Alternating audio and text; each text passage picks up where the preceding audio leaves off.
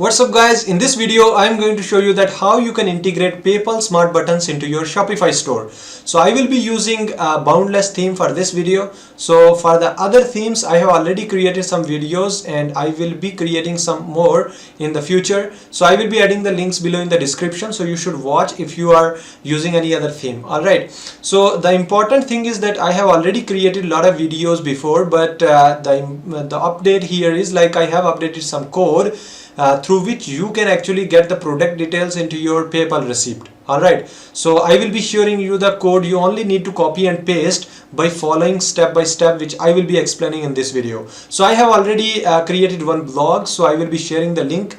So from there you can also copy and paste. So let's get started. So currently you can see on my screen I have this cart page, and here I have already integrated PayPal debit or credit card. So if I will refresh this page, then you will no more able to see those buttons here. Why? Because I have removed the code. So now I will be implementing that code, and again you will see those buttons here.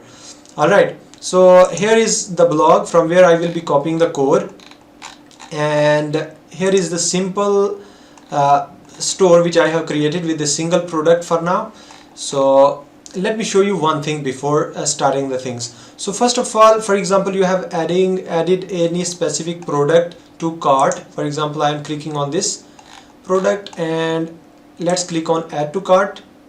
Then you will be getting this specific sidebar.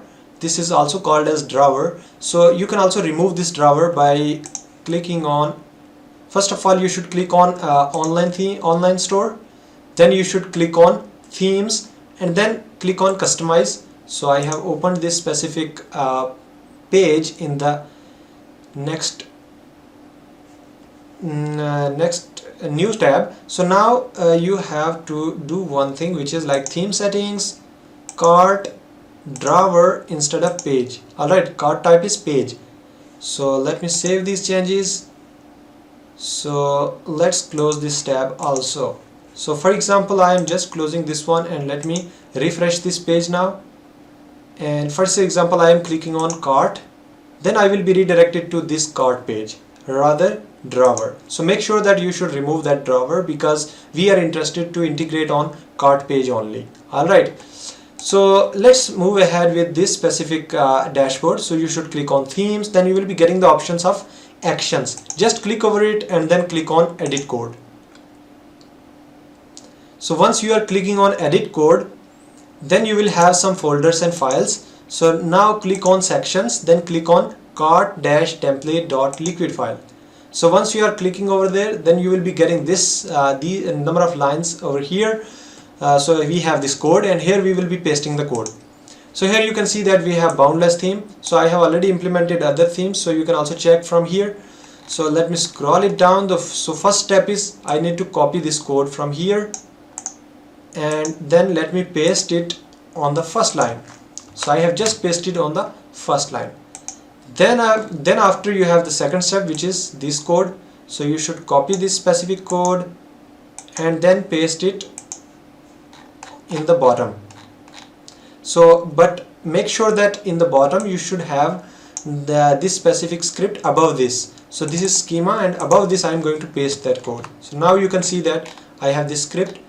And finally we have this specific code. So you should just copy and then paste it above p tag and button type submit. So let me show you how. So just scroll it up, and here you can see that with this is p tag and button type submit. So above this I am going to paste it. So now you can see that I have added this specific code here, you can see. And finally let's save these changes. So once you saved these changes, then you can see by refreshing the page. Now you can see that we have these buttons here. So now you can see that these are not much beautiful, because we need to keep them little smaller. So how we will be doing that is, we have this fourth step, which is copying this style code, and then you should paste it on the top in the second line. So here you can see that we have this second line. I have pasted that code. Let's save these changes, and let me refresh this page again. Now you can see that this is neat and clean, and for example you are interested to see it in the mobile view, so it will also look good. Here you can see that this is also looking good. Alright, so the final thing is, for example, you are interested to keep the checkout button as it is. So I am going to delete this from here, code, and let's refresh this page again. Now you can see that we have checkout button appeared again. And if you don't want, then you can actually undo the code again, and then it would disappear. So here you can see that again the checkout button has been disappeared from here.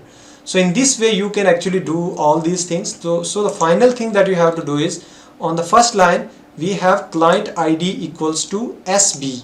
So replace this SB with your live PayPal client ID. So how you will be getting that client ID is, you have to watch one more video which is like this. I have added the link over here. You just click on this and you will get the video from where I explained that how you can get the PayPal client ID.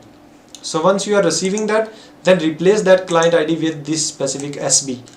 So make sure that once you are removing this SB and replacing with the live client ID, then you will be receiving the payments into your PayPal account, which you will have from where you created actually the live client ID. Alright, so that's it. So for the sake of reference, I wanted to show you that from where I got this specific code. So I actually followed the official document of PayPal. So you have to search here developer.paypal.com/demo/checkout.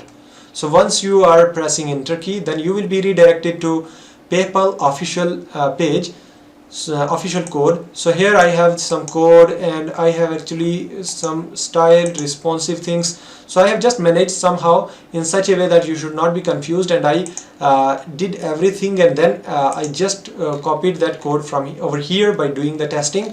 So you just follow this code and definitely you will end up with the integration. If you still face any issue, you can ask me the question below in the comment section. I will definitely help you out by replying as soon as possible. And if you are new on this channel, then please subscribe this channel and like this video as well. So thank you so much once again. See you in the next video.